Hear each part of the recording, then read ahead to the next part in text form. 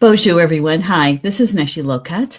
Welcome to Star Nation's Communications from Home on Star Nation's radio network on Facebook Live. We're live streaming tonight, and we can do that really, really good with our partners from Be Live TV. And so welcome. It's Tuesday night, March 13th. I know, we're so close to the Ides of March, right? That's the 15th. And we have St. Patty's Day coming up this weekend, too. I tell you what, what do they say? Time flies when you're having fun. And I guess that I must be having a whole lot of fun because time is going by so quickly. So welcome to the show. We got a couple of things that we're going to talk about before we get started. But you know what? This topic that we're talking about tonight is about empaths. And I have with me tonight a lady who...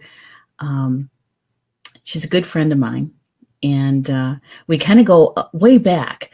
And so I can't wait for her to be able to share with you about her perspective of empaths and tools for empaths. And but before we do that, we got a couple of things we got to get done, right?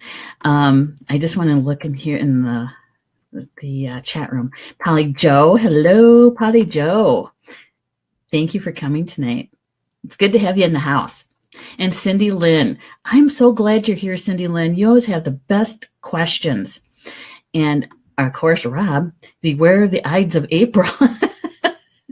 I don't know. Let's get through March first, hey, Rob? And then there's also Jacqueline. Hi, Jacqueline. So glad you're with us.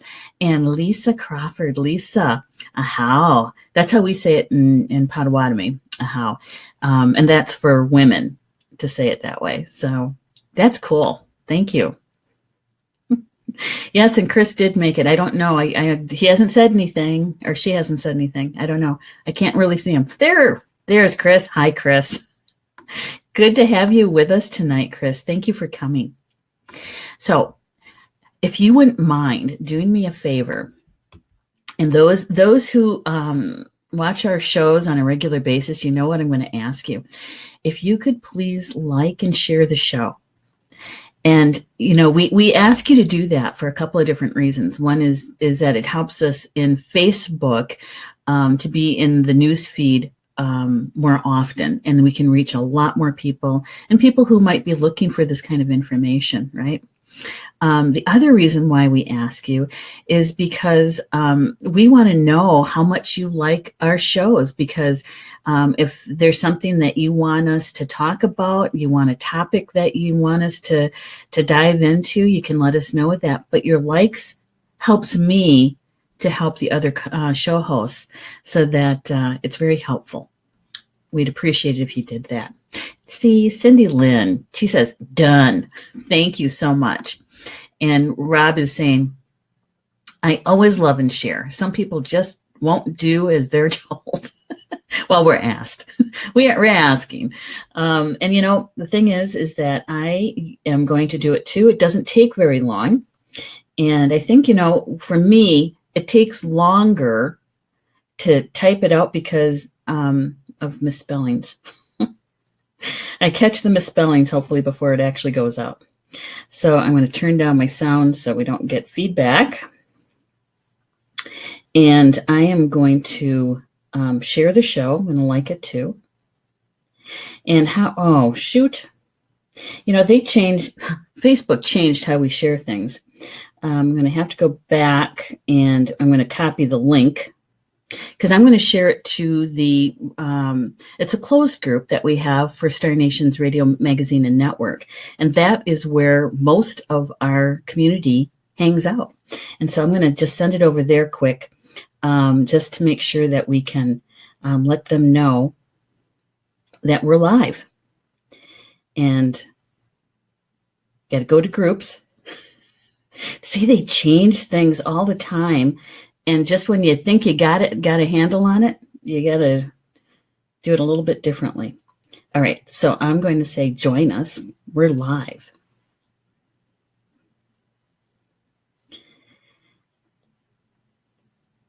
Oops. See?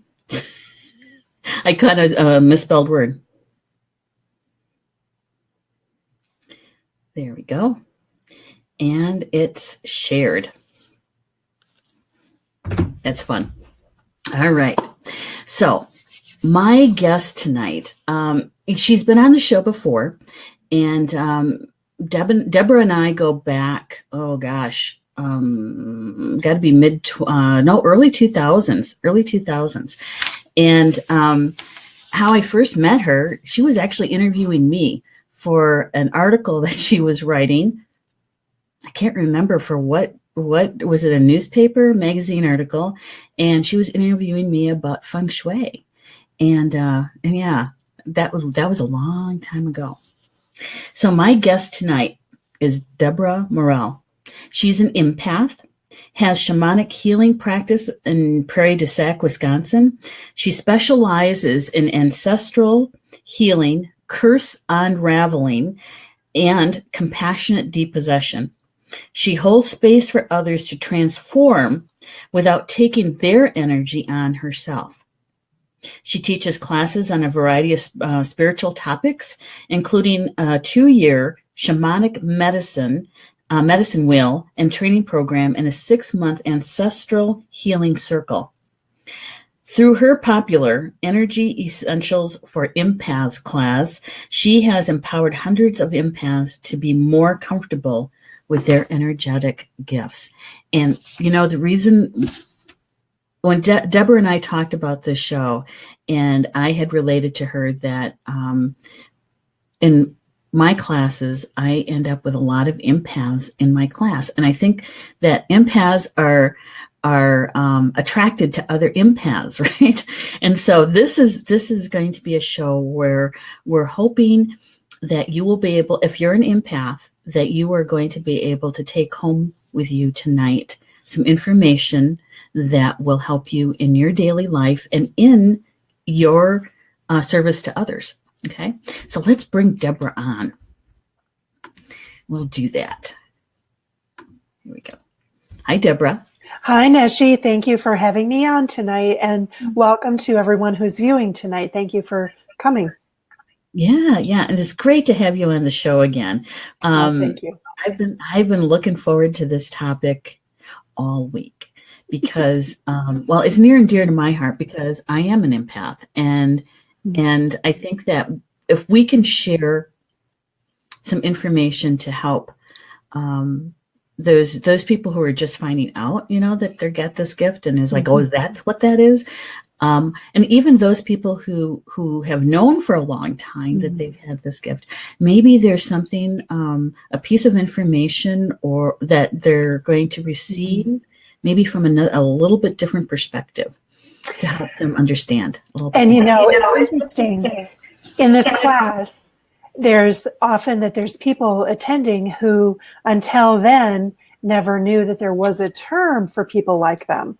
And it's always empowering for them to learn tools to help them work with these abilities. And it's so helpful. They don't feel so alone because growing up, they thought that, you know, they were the only person that that had these gifts.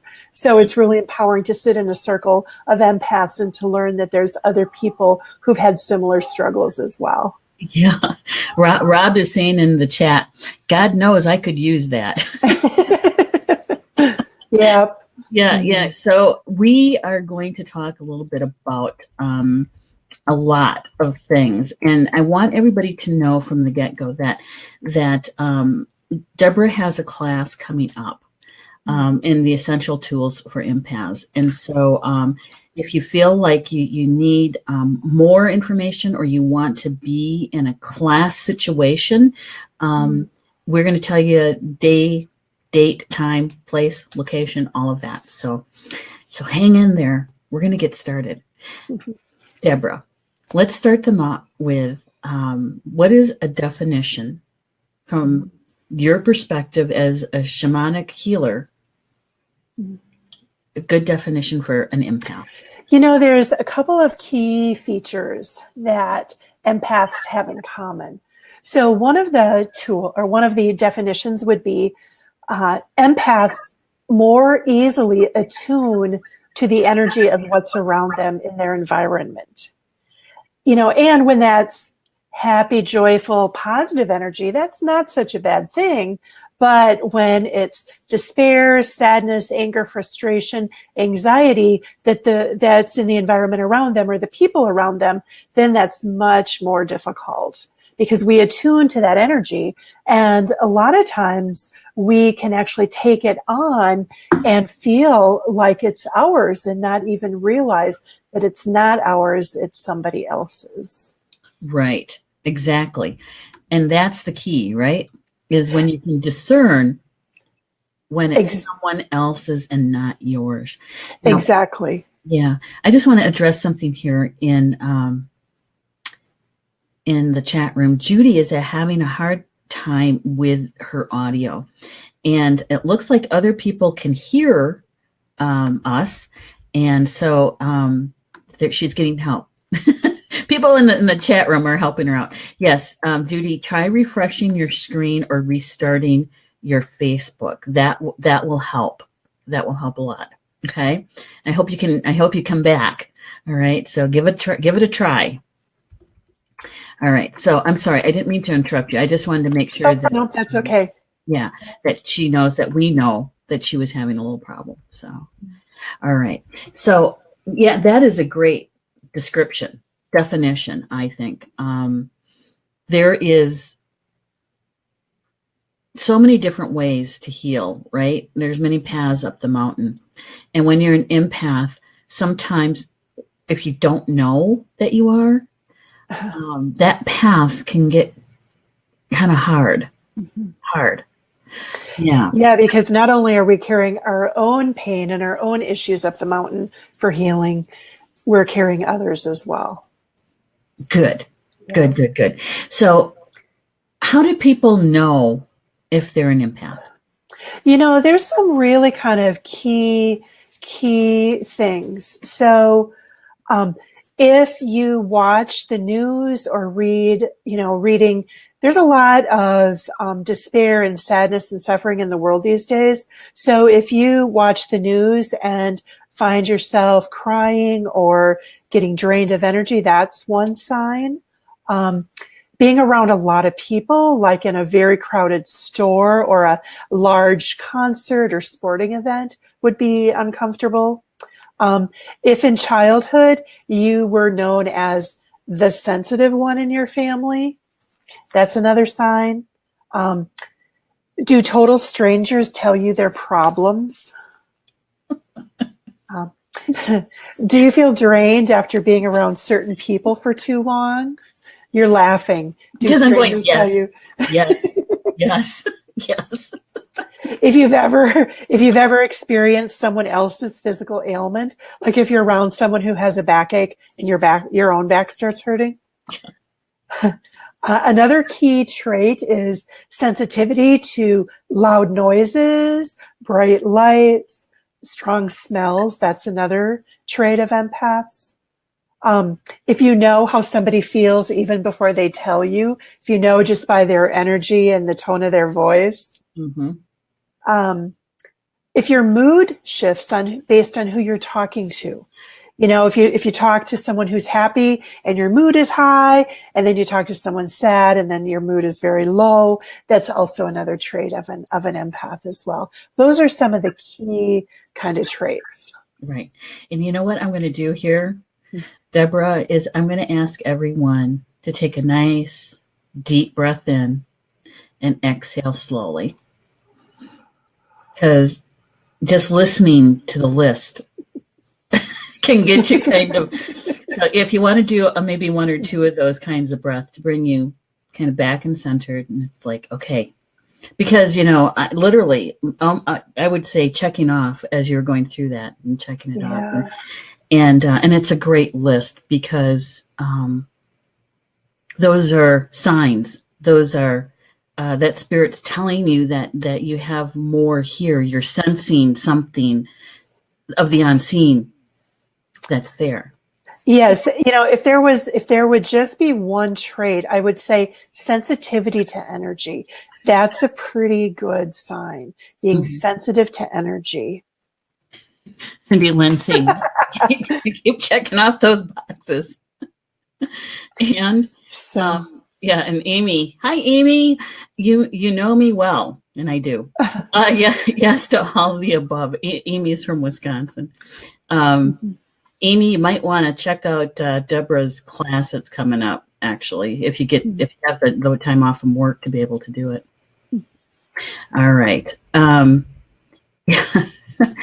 So when you came up with this list, because you've been at this for a while. It's nothing that just, last week or 2 weeks ago that you said, I'm going to do this. No.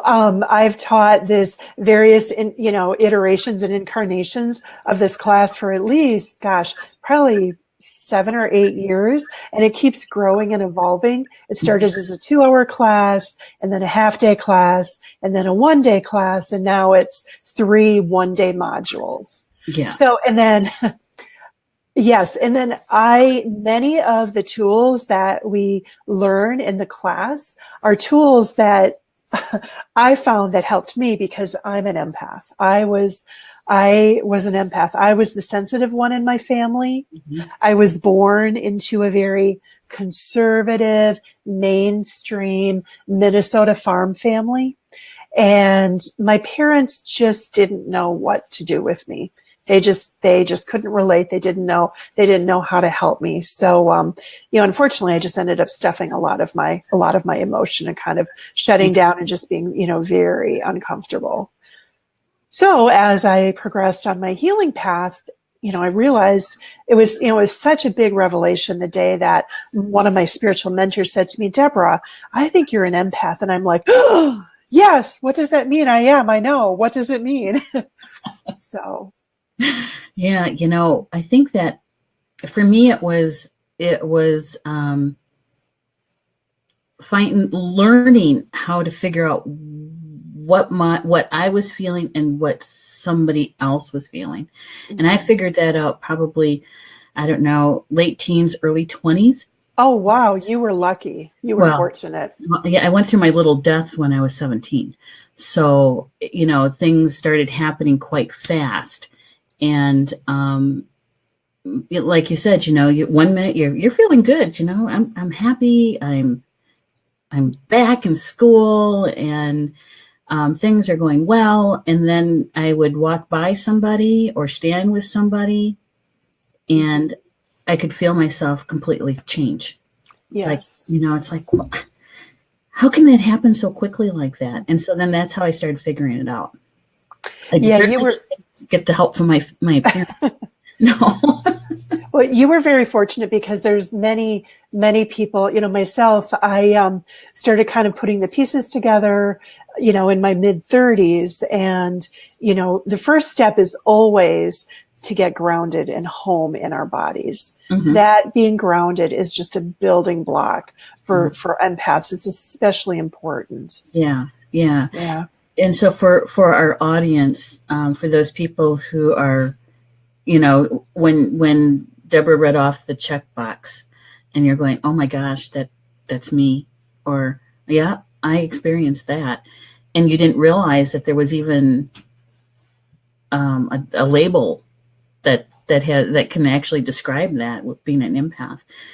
It's very helpful because you can get kind of focused in. Yeah. Now I need to share this one, Debra. True Polly Joe. Sorry, you guys they're chatting quite a bit, and I clicked on the wrong one. Rob. Unfortunately for me, by the time there were people to understand me, the title alcoholic took precedence over empath. And yeah, that's well. I have empathy for you, Rob, and thank you for your journey and your healing journey. And, that's true of a lot of empaths, that we find ways, because we're filled with all these energies and all these emotions, we unfortunately do tend to find ways to numb out and make some of the pain go away. Yep. So. And especially when you're young and you don't understand it, and you just talk, numbing out is a good phrase for it. Or hopefully you're happy, when you're drinking. But a lot of people, a lot of empaths do turn to that because they don't know how to embrace the gift. They don't know how to master the gift. And so that's what we're talking about tonight, is how do you recognize it? What are some of the tools? Mm-hmm. What are some of the tools? So, Debra, where would you like to go from here? Because that was, Rob's is actually a good jumping off point. Sure. So I want to talk about one more kind of trait or definition of being an empath. Mm-hmm. So I've mentioned that we easily attune to the energy of what's around us.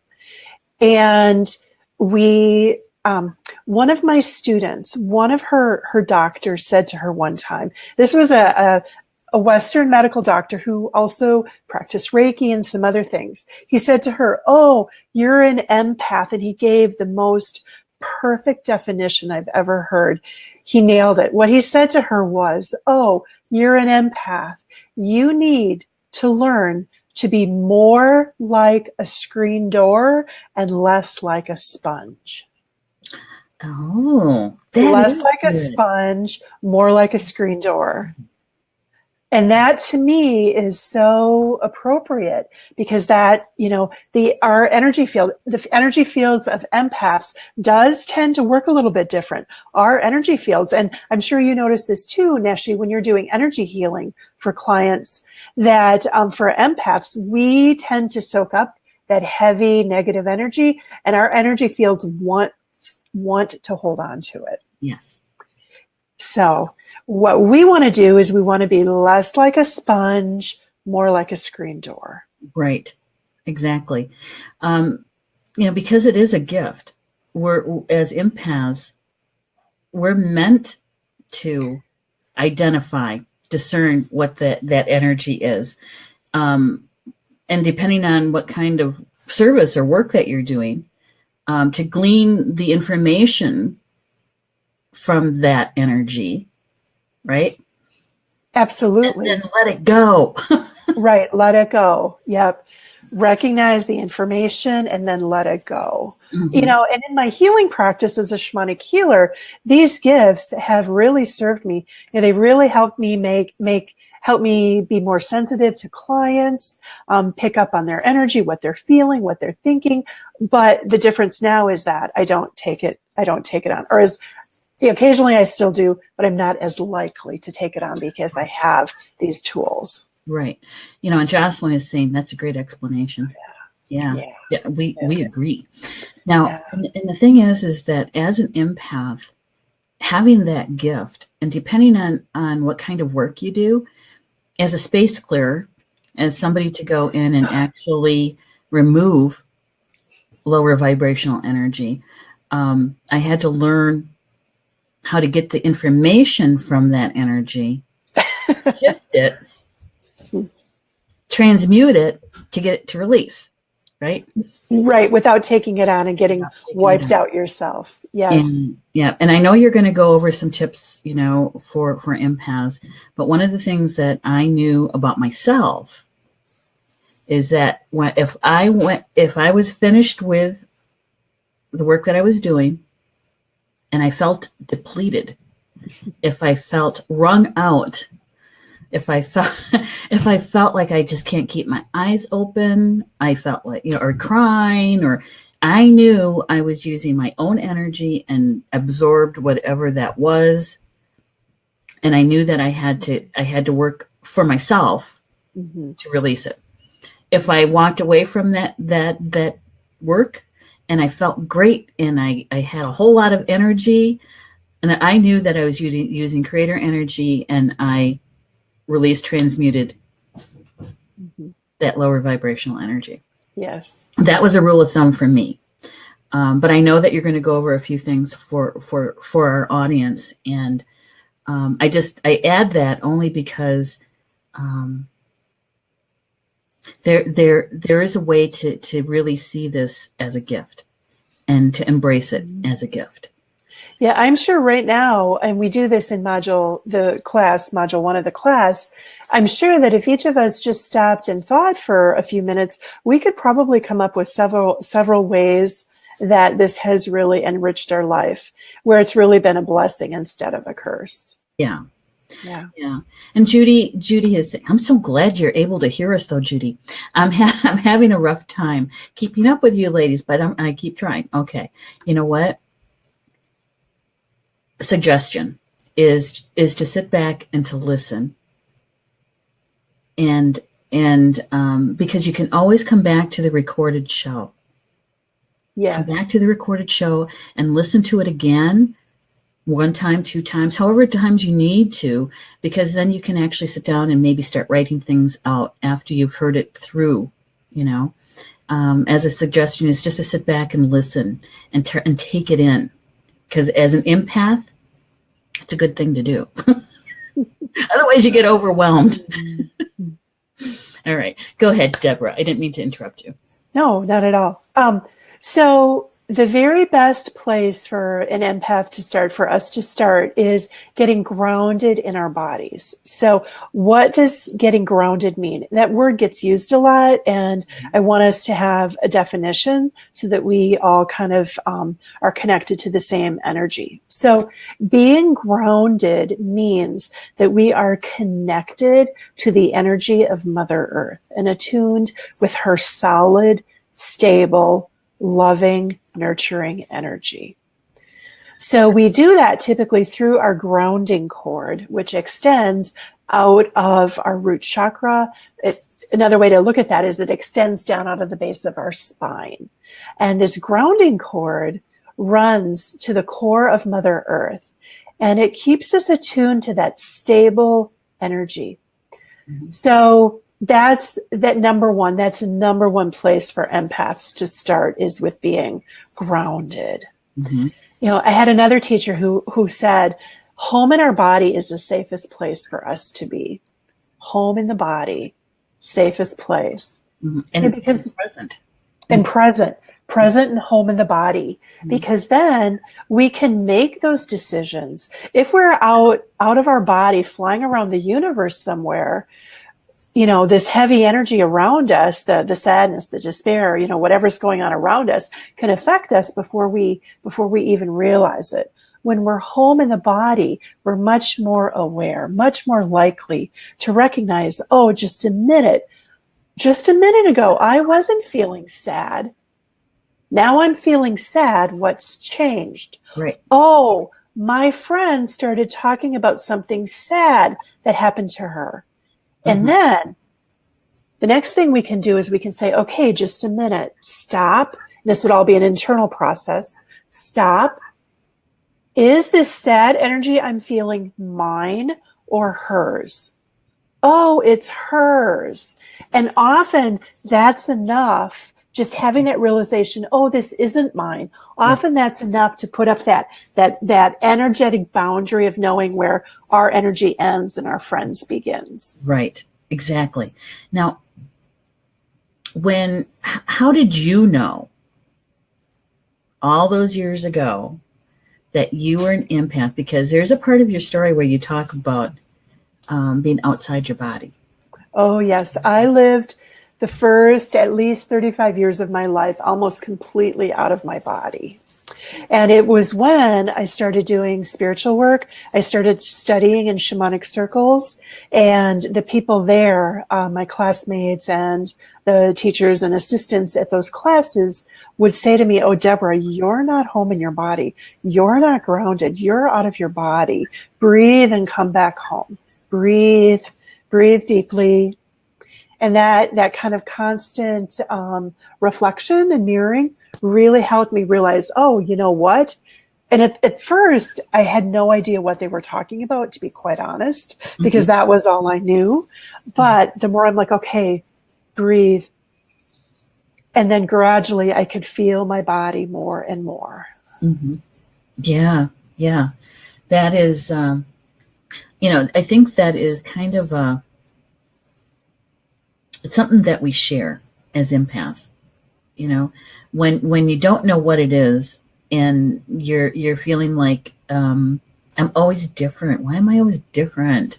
And so and rather than taking in the energies around us without even knowing it, we tend to leave. Yeah. We leave.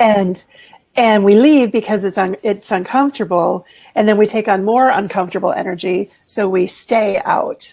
Yeah. It's a vicious circle. But being grounded is that's where to start, is with being grounded and home in the body, because then when we're grounded and really connected to our body, time slows down.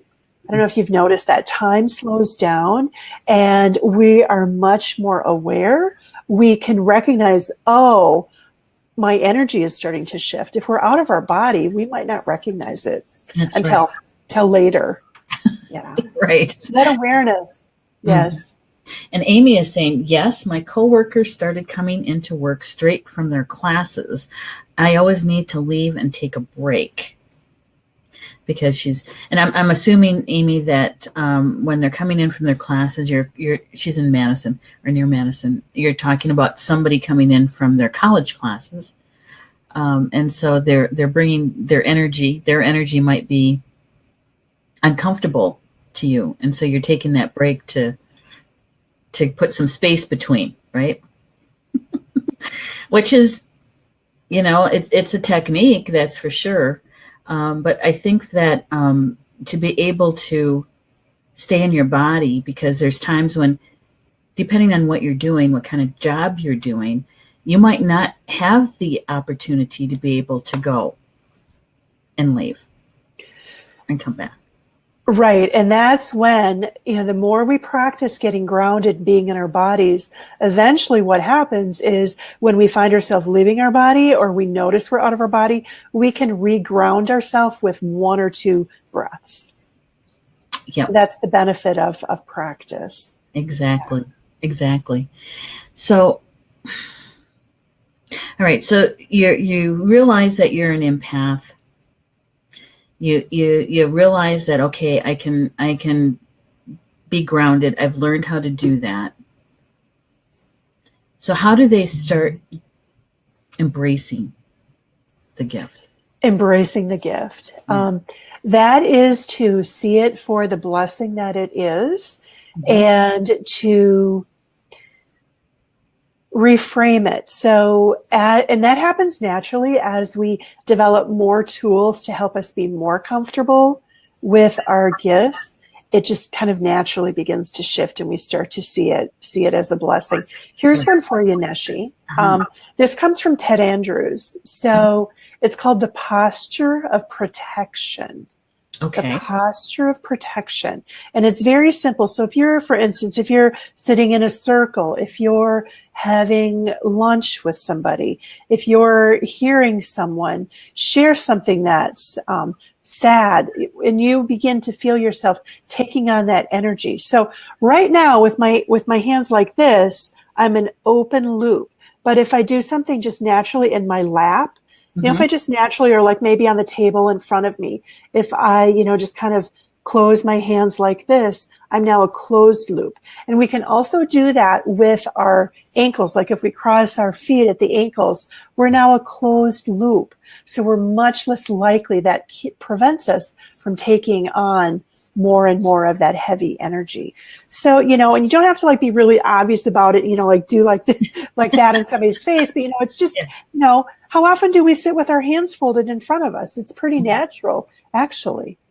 So another thing we can do is if, for instance, if someone is angry and they're venting some anger or frustration, that's there's some momentum behind it. So right now when I'm straight on, there's a pretty large surface area here for that energy to hit. Where if I just kind of turn myself a little bit, there's less surface area. Yep. So, things like that really, really help. Now, there's another concept called neutral compassion. Neutral compassion. Neutral compassion. So for those of us who are naturally empathic and have these gifts, our heart goes out to others. Did you see what I just did? Our heart, our heart goes out to others. How often do we use that phrase? Well, so right now, I'm centered, I'm aligned, I'm in my own energetic space. Mm-hmm. But when my heart goes out to somebody, look what happens. Yeah. I leave my space and I enter theirs. Mm-hmm. Now, likewise, if someone tells us something that's repulsive, like, and I lean back, I'm also not in my center either. I'm out of my energy as well. So that idea of neutral compassion is staying centered in who I am, staying centered in my energy, where I'm comfortable and grounded and safe and protected, and just witnessing that other person. Knowing that witnessing and holding space is much different. That's that neutral compassion. That's much different than actively taking on somebody else's energy. Yes. Yes. And, and the more you practice it, the easier it gets to do. It does. It does. Rob is saying, where'd you go, Rob? God, it's scrolling so quickly. Like turning to the side and guarding your jaw in martial arts. That's a great example. And I haven't studied martial arts, but that sounds very similar. Yes. Mm-hmm. And Crystal, hello, Crystal. Thanks for joining us. She's saying, will this be available in a replay? Yes. In fact, it's a recorded video right here on our main fan page for Star Nations magazine and radio network and publishing. And it'll be, I don't know how Facebook does this. It's like magic. As soon as the show is done, it's rendered and it's a recording. So yeah, you can always come back and watch it. Okay. If you wanted to, Crystal, you can just share it to your own timeline, and that way you have it on your own timeline. So you can do that too. So that was a really great point for Rob, because it kind of reminds me of, there's so many different forms of martial arts, but there's judo where, what they do is they use the momentum of the force coming toward them to push it away. So it goes by them without actually smacking into them. Yeah. So I'm going to jump on that. Yeah. So there's another tool for those times when, as empaths, we've probably all had the experience of just suddenly like, somebody's mad at me, feeling that anger energy directed toward us. And they might not even be in the same room or the same location. They might be in a whole other place. And we can suddenly feel that anger energy coming toward us. And that's exactly what we do. It's called this technique actually comes from my office mate, Julie Taylor Johnson. She's written several books, and she calls this the glass body.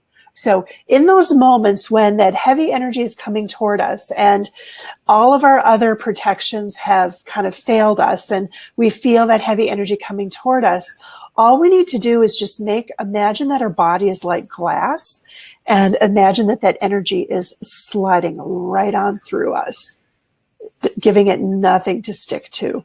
Mm-hmm. And we can also, a similar analogy then would be one that we've already talked about, would be imagining that our body is a screen door, like wind. Wind very easily moves through a screen door. It doesn't stick, it doesn't stop, it doesn't attach, it just moves right on through. Same thing for us. We could just imagine that energy moving right on through us. Right. Now, I want to make sure that we're clear with this. And this is about an empath who is just recognizing that they have this gift and what to do with the energy that's around them.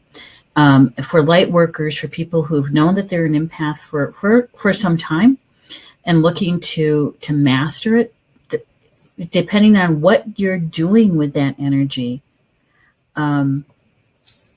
it's a totally different story. It's a totally different way to deal with that energy, because we need to be able to read it. We need to be able to understand it, to work with it, and to do what we need to do to get it to go away, to release it, right? Absolutely. And still not take it on ourselves. So so Deborah, what you're talking then about are these techniques so that we don't take it on, it's not affecting us, is like foundation pieces for empaths so that when you get into the deeper work, you know what to do. Absolutely. Right? Absolutely. Now, another key for an empath is to have really good, clear, healthy, energetic boundaries. All right. Expand on that one a little bit. Give us an example would be good. So we've already kind of touched on this a little bit, and that is when we first begin to feel like an energy is affecting us. So maybe we were happy, joyful, cheerful when we left the house in the morning, and now we arrive at work and the commute was a little bit bumpy and maybe there was a lot of traffic, and then we get to work and a coworker, greets us by, instead of saying, hi, it's so good to see you, they start to, complain or, Vent. Thank you. That was the politically correct term. So now all of a sudden, okay, we left the house. We were feeling good. Now we're not feeling good. What happened? So that's the time when we want to stop and ask, is this energy mine or somebody else's? Oh no, it's not mine. It was the energy of the commuters around me, the frustration with the traffic. It was the frustration and the anger of my coworker who was venting to me. Oh, I don't have to take this on. This isn't mine. I can let this go. Now, this is where our grounding cord comes back in. So if we're already grounded, and if we're not grounded at that point, we would take some nice, deep, slow breaths. We'd breathe and extend very consciously and with intention, extend our grounding cord down to Mother Earth again.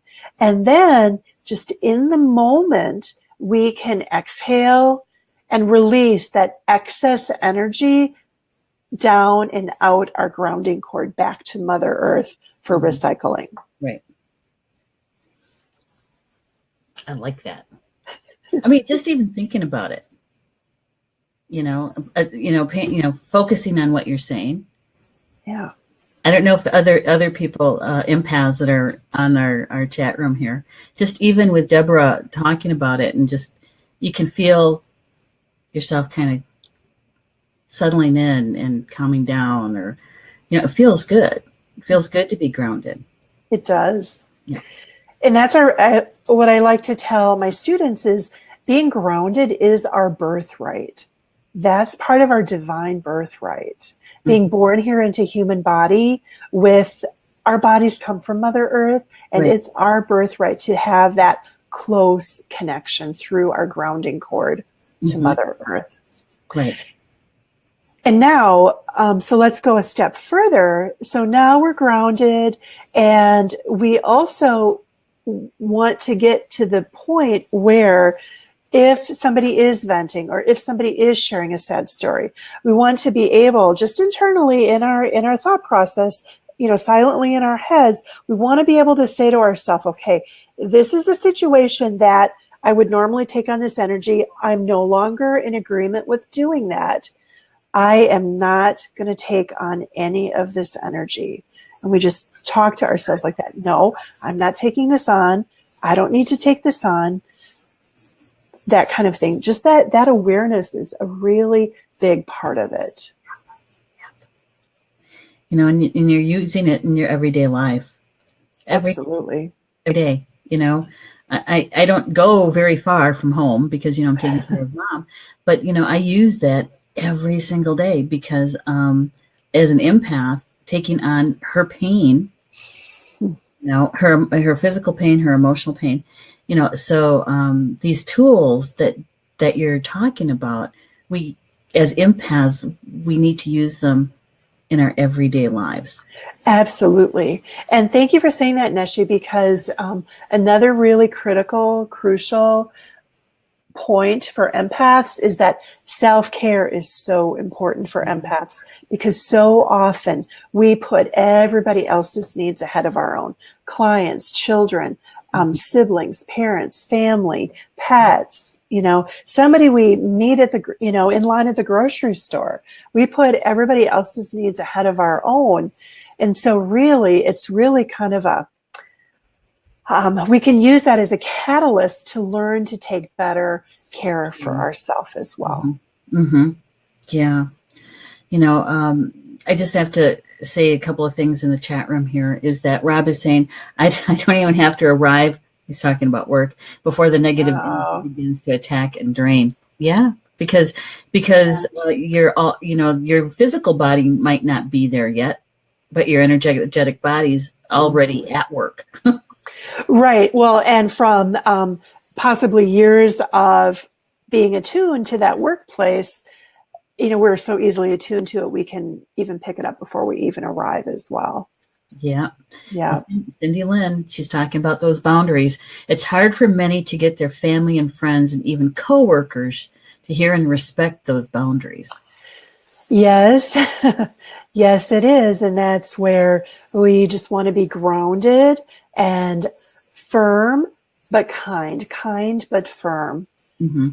Yeah. Because when you're setting up boundaries, that's why I asked you to give an example, because it's boundaries here in the physical world, and it's also boundaries in the energetic world as Absolutely. well. Absolutely. So there are boundaries, and if we don't hold our boundaries in place, then those people in our lives know exactly what triggers to pull for you to vacillate. Yes. And that's our work. That's not their work. That's our work. Oh, I'm glad that you mentioned that, our work. Another part of our work is, so when we start to look at those boundaries, we see what those hooks are. There's always limiting agreements that hold those hooks in place, that hold even our suffering from being an empath. For instance, many of us empaths have a belief, now this would be a limiting belief, have a belief that if we feel it, we're responsible for it. Yeah, that's true. So really, are we really responsible for how other people feel? No, that's not healthy. It's not healthy to hold that agreement. That's a limiting agreement. Mm-hmm. So we're only responsible for our energy. Right. Exactly. Polly Jo is one of our contributing writers and also another one of our show hosts, and she's saying, and she's talking about the grounding. Yes. Jo teaches about chakras and keeping healthy chakras, and so this is another perspective on how to be healthy and how to use your empath as a gift. And so Polly Jo is saying that thank you for sharing. She's saying, Rob, besides teaching in moves and combinations, the spiritual purpose of martial art forms are to ground the practitioner. Beautiful. Perfect. Jocelyn, I need to use them in my daily life. I've always put everyone first. Oh, thank you, Jocelyn, for sharing that. That's another example of a limiting agreement, that everybody else comes first. Yeah. Mm-hmm. Yeah. And it's in our society, and it's in cultures, and and especially if you're a female and a mother. Yeah. Mm-hmm. We lose ourselves. Yeah, but that's also about balance too. Absolutely. Balance. We're all learning that, right? It doesn't stop until we walk on. And so Rob is also saying, I began to push back energetically this last weekend.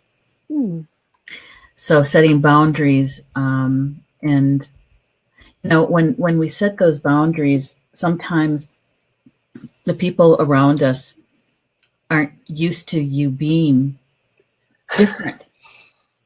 Mm-hmm. And so when you first set the boundaries, it can be a challenge. There's some testing and some pushing that happens. Mm-hmm. So here's another universal truth. Like earlier, I spoke that we each have the divine right to be connected to Mother Earth, to be grounded and home in our body. Here's another one. We each, and this is so important for empaths to know, each of us have the divine right to choose how to use our energy. Yes, that's good. Isn't that a good one? Good one. We each have the divine right to choose how to use our energy.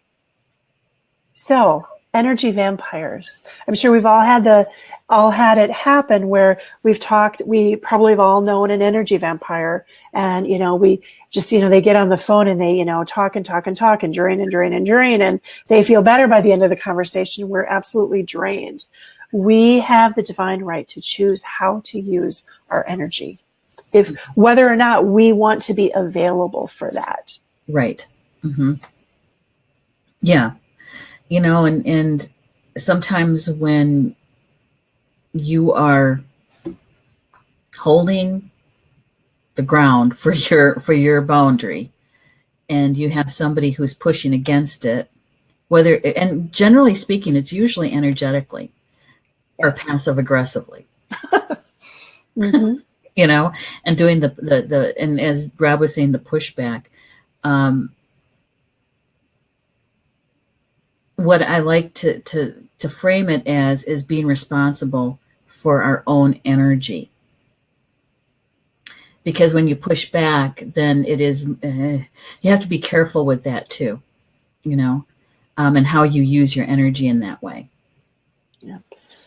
Right. You still want to be compassionate and not engaging in sorcery. Yeah. That bad medicine stuff. Because the boomerang on that karma is huge. And and nobody don't make a better decision. Make a better decision. And that's again back to the importance of being grounded. Mm-hmm. When we're in that kind of situation where we're asserting our boundaries, setting and asserting our boundaries, it's crucial to be grounded, because if we're not home in our body, we're much likely to reach out for an unhealthy way of asserting our boundaries. Yeah, that's true. That's really is true. And Rob is asking, would a parasite be better example than a vampire? Well, it depends. A vampire is a parasite. Yeah. Well, and the thing about parasites, that with a parasite, that word would tend to connotate that they stay attached and they keep sucking. So, that's something we don't want either. We want to let it go. That's when you either don't have boundaries or your boundaries are weak. Exactly. And that person might be corded into you. Yes. So and whenever we have a negative cord like that allows another person to drain our energy or somehow manipulate us or influence us against our will, there again goes back to limiting agreements. There was always a limiting agreement that we held that allowed that cord to happen. So then what you're saying then is that you're, to set a good, healthy boundary, and then to also look at your belief systems. Absolutely. Look at the belief system. What allowed the lack of that boundary? What belief? Did you feel like you were responsible for that person? Did you feel like you're responsible for how everybody feels? Do you feel like you're responsible for fixing, everybody around you? Mm-hmm. And a really good thing with self-care for empaths is to hold back from advice giving, to hold back from problem solving, and to hold back from giving feedback. Just to listen in that place of neutral compassion, to witness and hold space and allow that other person to have their journey. Right. Exactly. Yeah, because, we are good problem solvers. Oh, absolutely. Well, partly because everybody's come to us with their problems, right? We got good at it. We got good at it. It's part of our identity, part of our ego identity, not part of our soul's identity. Oh, now you hit another chord, another limiting agreement.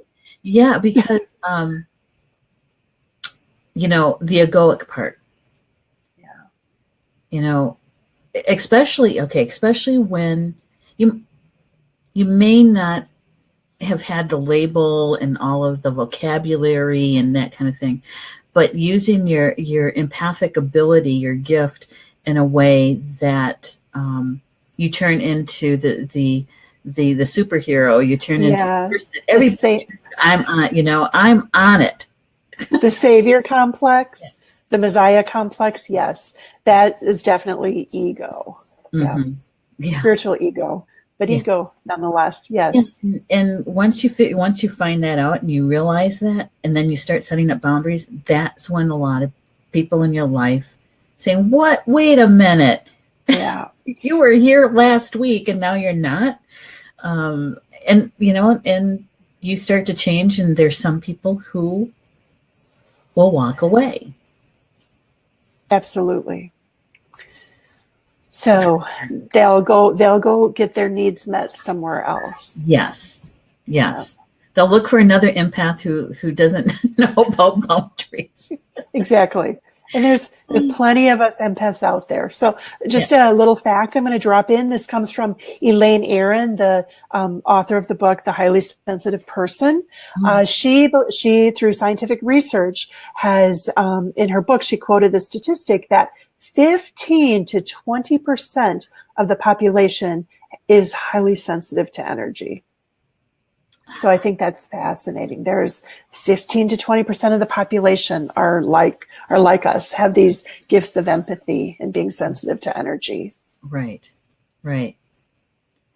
Yeah, and the thing is that what we're looking for is a place of balance, because you want to not take on everybody's stuff, and so knowing how not to absorb it and keep it, knowing how to be grounded, how to set up those boundaries so that you can step into and embrace that gift wholeheartedly. Yeah.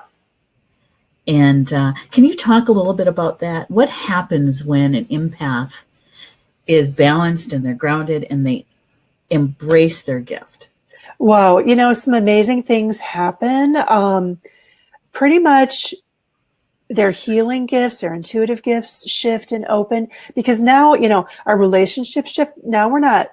So empaths in a weird way kind of guard ourselves sometimes because we're afraid of taking on that heavy energy. So once we really relax into our gifts, we have these tools to support us. Our heart and our energy is freer to open in a way that's, it's still protected, it's still safe, because now we're centered in who we are. And, just even more of our energy, more of our gifts, more of our light is available to shine out to the world. And it's really very beautiful. Right. And there's nothing like that feeling when you know that you have used your empathic gift to be in service to someone else and you didn't take nothing on. Exactly. Yeah. There's nothing like it. And it's so true as an empath to be able to read the energy. Yeah. And to be able to transmute it. Yeah. Yep. All right, man, you guys, they're very busy in the chat room. Very busy. Let's see. I'm just going to do this one because it's near the top. Cindy Lynn says, some people will take it personally, call you selfish or other things, try and to manipulate you, but sometimes have to rock the boat with self-care. Absolutely. Yeah. Absolutely. It does rock the boat, and it's worth it. In my opinion, it is worth it. Mm-hmm. Yeah. Let's see. I'm not sure what this one is. Rob says, and those who wish to criticize me for that, don't waste your breath. Criticize those negativity destroy everything around them. Well, everybody's on their path. Everybody's learning something. And I think that's what you were trying to say, Deborah, is that we're not responsible for their path and their learning. Right. Mm-hmm. And in fact, when we jump in to help fix or problem solve, we actively may be interfering with them learning what they came here to learn. Yeah. And then we're controlling. Exactly. Yeah. Let's see. Oh God, we're at the top of the hour. Ooh, could I mention my upcoming Empaths class? Yes, absolutely. Yes. Okay. We're going to take what you need to do. Okay. All right. So I teach the Energy Essentials for Empaths class, and it's a series of 3 one-day modules. They're usually on a Saturday. So it starts with module 1. Module 1 is the basics, getting grounded, getting centered, doing some cleansing and repair of the aura, tools for healthy boundaries. It's coming up. Module 1 is happening on Saturday, April 7th. Near New Glarus, Wisconsin. So Saturday, April 7th.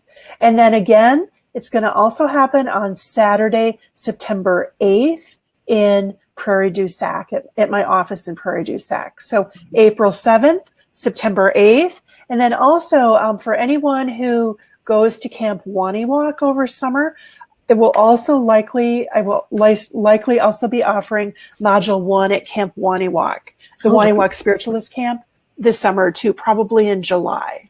Mm-hmm. I'm going to put in the chat how to contact Debra. Oh, awesome. Thank you, Neshi. It's just going to take me a second. Now, you would like them to email you or to call you? Email is fine. Phone call is fine as well. Debra Morrill at charter.net. And that number is 608-279-4319. And I am active here on Facebook. I tend to post a fair amount of stuff about being empathic. So, welcome to reach out and friend me on Facebook as well. Yeah. And so you can check on those dates. I'm telling you that if you are an empath and you're just starting out with it, you really, really want to get into this class or something like it. Because it's going to help you to be able to be more in your soul work, and you're going to be so much healthier. Yeah. And people routinely leave that module 1 class. They're so excited. They feel so much relief at finally having tools. They've made some wonderful connections with other people in the class, and they leave feeling empowered. All right. See what I did to the telephone number? I forgot it. I forgot a digit. So I'm going to put it back into the chat. So I'm going to put Debra. I missed a digit. Jeez. Typing too fast. 4319. Take a look at it. There we go. Get the right number in there. So in case somebody's trying to reach you, at least they know that they have the correct area code. Yay. Hey. All right. So, Debra, I just wanted to thank you so much for sharing some really good information about empaths and what we can do to really, to be grounded and to embrace our gifts. Yeah. You're welcome, Neshi. Thank you very much for having me on. And thank you to everybody who participated and watched this evening. Yes. And you know what? Okay. I'm going to say something that you might find a little uncomfortable, so I apologize ahead of time. But Debra and a good friend of hers are seriously going to be having a show here on Star Nation's Facebook Live starting this summer. And the name of your friend is? Karen McIntosh. Karen McIntosh. And so Karen and Debra are working on it and pulling together how they want their show to run. And I'm sharing this, Debra, because I think that so many people are going to benefit. Oh, thank you. Thank you. And I can't wait. Can't wait. I'm so excited about it. So with that, thank you so much, Debra. And thank everybody for being with us tonight and also watching the recorded shows. We love that too. Next week is the 20th, right? And my guest next week is Patricia Heredia. And she is a brand new contributing writer for Star Nations magazine. And I would like to introduce you to Patty. And so join us next week and get the backstory about Patty. Okay. So with everything have a good week, and we'll see you next week, Tuesday, for Star Nation Communications from Home. Thank you, Debra. Thank you, Neshi.